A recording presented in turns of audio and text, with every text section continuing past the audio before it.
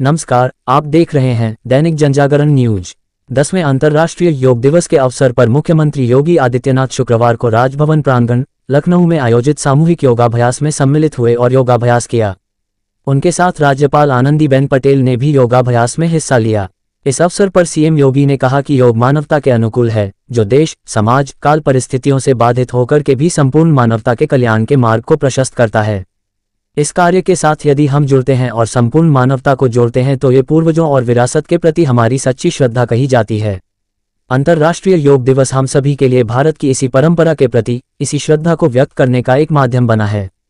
कार्यक्रम के दौरान सीएम योगी ने श्रीनगर में आयोजित प्रधानमंत्री नरेंद्र मोदी के योगाभ्यास कार्यक्रम के दौरान उनकी बातों को भी सुना। इससे पूर्व कार्यक्रम की शुरुआत राष्ट्रगान के साथ हुई और फिर राजभवन गीत का भी प्रस्तुतिकरण किया गया।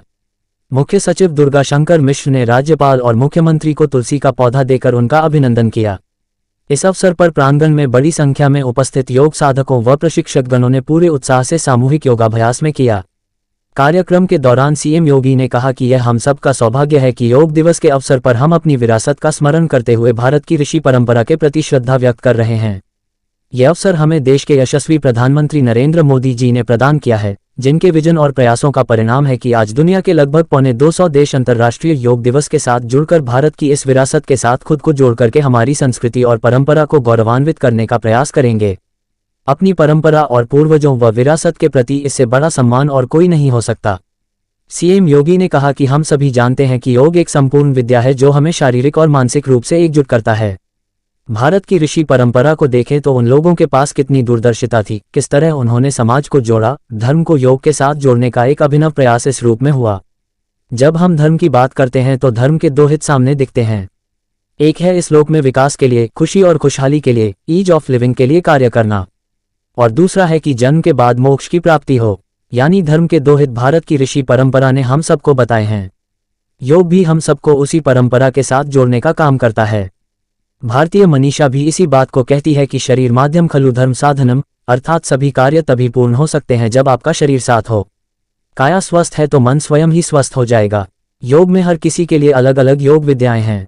बालक हो, युवा हो, अधेड़ हो या फिर बुजुर्ग हो, सभी योग का अभ्यास करके खुद को शारीरिक और मानसिक रूप से स्वस्थ रख सकते हैं। सीएम योगी ने योग दिवस की थीम पर कहा कि अंतर्राष्ट्रीय योग दिवस जिस थीम योग सबके लिए के साथ पूरी दुनिया में आयोजित हो रहा है, इसका अर्थ है कि इसमें कोई भेद नहीं है।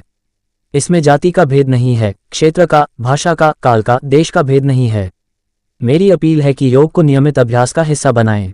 एक समय आपको स्वयं एहसास होगा कि जो भी समय आपने योग के लिए समर्पित किया है वो आपके स्वस्थ और दीर्घ जीवन के लिए, आपके शारीरिक और मानसिक स्वास्थ्य के लिए अति उत्तम रहा है।